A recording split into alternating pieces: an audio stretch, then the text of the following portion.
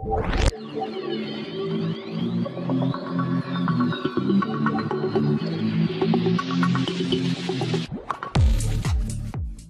আলাইকুম। JMS study সেন্টারের পক্ষ থেকে সকলকে অনেক অনেক প্রীতি ও শুভেচ্ছা জানিয়ে শুরু করতে যাচ্ছি আজকের এই ভিডিও টিউটোরিয়াল। সি ক্যাটাগরির ফার্মাসিস্ট কোর্সে ভর্তি সংক্রান্ত বিজ্ঞপ্তি সবার আগে পেতে আমাদের চ্যানেলটি সাবস্ক্রাইব করে রাখুন, যাতে করে বাংলাদেশ ফার্মেসি কাউন্সিল ভর্তি বিজ্ঞপ্তি প্রকাশের সাথে সাথে আপনারা নোটিফিকেশন পেয়ে যান। তাছাড়া প্রতিটি অধ্যায়ের PDF কপি পেতে আমাদের ফেসবুক পেজে জয়েন করতে পারেন। ফেসবুক পেজটির নাম হলো সি ক্যাটাগরির ফার্মাসিস্ট কোর্সের অধ্যায়ভিত্তিক আলোচনা। তাছাড়া ফেসবুক পেজটির লিংক ইউটিউব ব্যানারেও দেওয়া রয়েছে, সেখানে ক্লিক করে আমাদের পেজটি ভিজিট করতে পারেন। তো আর কথা না বাড়িয়ে আমরা সরাসরি আলোচনায় চলে যাই। আজকে আমাদের আলোচনার বিষয় হচ্ছে মডিউল 1 সেশন 3 ঔষধ সম্পর্কে সাধারণ জ্ঞান। মডেল মেডিসিন শপ স্থাপন ও পরিচালনা প্রশিক্ষণ ম্যানুয়াল বই থেকে গুরুত্বপূর্ণ MCQ নিয়ে আজকের এই আলোচনা। যারা সি ক্যাটাগরির ফার্মাসিস্ট কোর্সে ভর্তি হয়েছেন বা হবেন, এই ক্লাসটি মূলত তাদের জন্য। তাহলে চলুন আমরা সরাসরি ক্লাসে চলে যাই। MCQ নাম্বার 1, এবার্স পেপিরাস খ্রিস্টের জন্মের কত বছর পূর্বে লিখিত? আবার লক্ষ্য করুন, এবার্স পেপিরাস খ্রিস্টের জন্মের কত বছর পূর্বে লিখিত হয়? ক 1600 বছর, খ 1700 বছর, গ 1500 বছর, ঘ 1900 বছর। সঠিক উত্তর হবে ক 1600 বছর।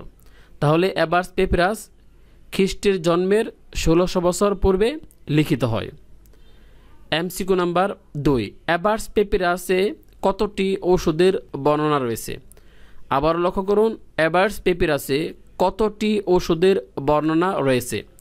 ক 800টি, খ 700টি, গ 500টি, ঘ 600টি। সঠিক উত্তর হবে খ 700টি। তাহলে এবার্স পেপিরাসে 700টি ওষুধের বর্ণনা রয়েছে।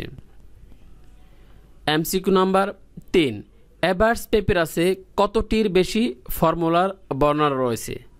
আবার লক্ষ্য করুন, এবার্স পেপিরাসে কতটির বেশি ফর্মুলার বর্ণনা রয়েছে? ক 800টি, খ 700টি, গ 500টি, ঘ 600টি। সঠিক উত্তর হবে ক 800টি। তাহলে এবার্স পেপিরাসে 800টির বেশি ফর্মুলার বর্ণনা রয়েছে। MCQ নাম্বার 4, এবার্স পেপিরাস বইটির কাগজের সাইজ কত ছিল? আবার লক্ষ্য করুন, এবার্স পেপিরাস বইটির কাগজের সাইজ কত ছিল?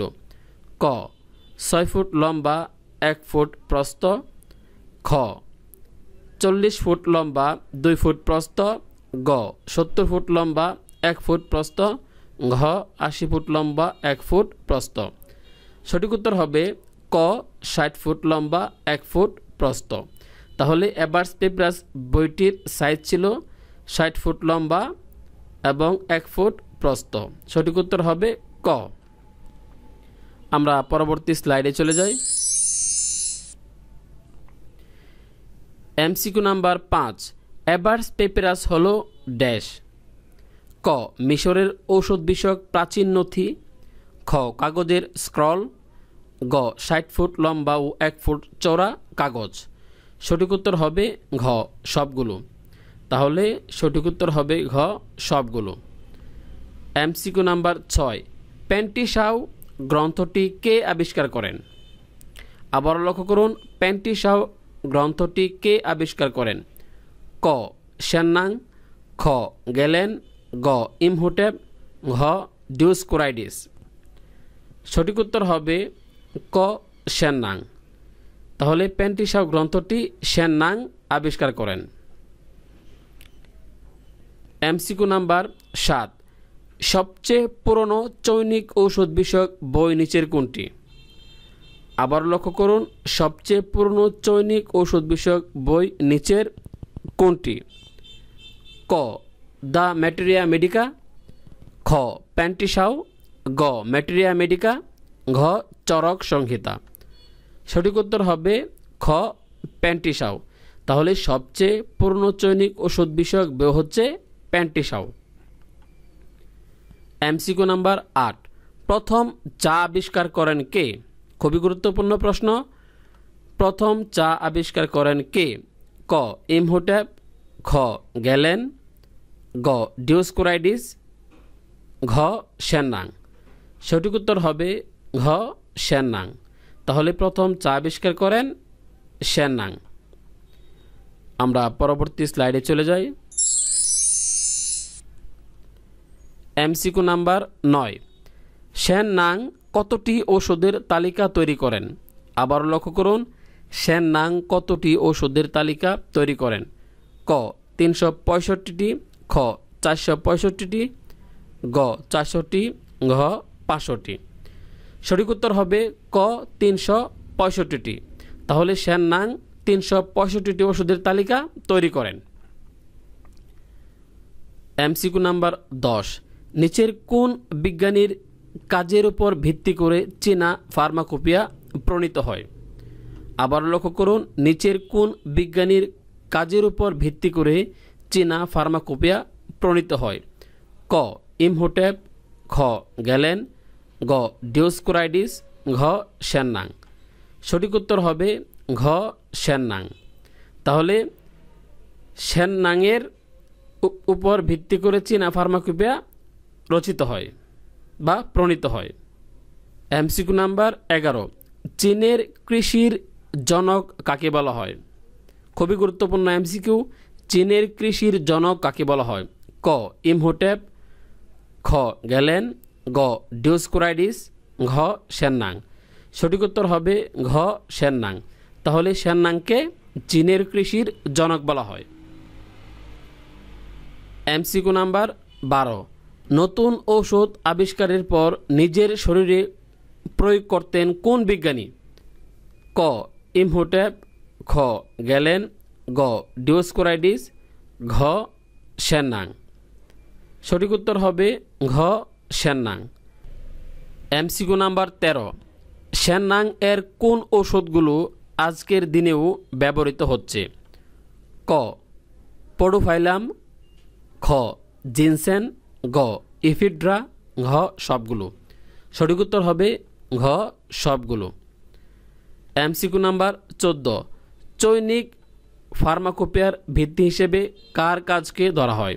আবার লক্ষ্য করুন, চৈনিক ফার্মাকোপিয়ার ভিত্তি হিসেবে কার কাজকে ধরা হয়? ক শেননাং, খ গ্যালেন, গ আলরাজি, ঘ ইবনে সিনা। সঠিক উত্তর হবে ক শেননাং। সঠিক উত্তর হবে ক শেননাং। এমসিকিউ নাম্বার 15, মমি তৈরির কৌশল আবিষ্কার করেন কে? খুবই গুরুত্বপূর্ণ এমসিকিউ। মমি তৈরির কৌশল আবিষ্কার করেন কে? ক ইমহোটেপ, খ গ্যালেন, গ ডিওস্কোরাইডিস, ঘ সবগুলো। সঠিক উত্তর হবে ক ইমহোটেপ। তাহলে মমি তৈরির কৌশল আবিষ্কার করেন ইমহোটেপ। এমসিকিউ নাম্বার 16, ইতিহাসের প্রথম স্থপতি, প্রথম প্রকৌশলী এবং প্রথম চিকিৎসক কে ছিলেন? খুবই গুরুত্বপূর্ণ প্রশ্ন। ইতিহাসের প্রথম স্থপতি, প্রথম প্রকৌশলী এবং প্রথম চিকিৎসক কে ছিলেন? ক ইমহোটেপ, খ গ্যালেন, গ ডিওস্কোরাইডিস, ঘ সবগুলো। সঠিক উত্তর হবে ক ইমহোটেপ। সঠিক উত্তর হবে ক ইমহোটেপ। ইতিহাসের প্রথম স্থপতি, প্রথম প্রকৌশলী এবং প্রথম চিকিৎসক ছিলেন ইমহোটেপ। আমরা পরবর্তী স্লাইডে চলে যাই।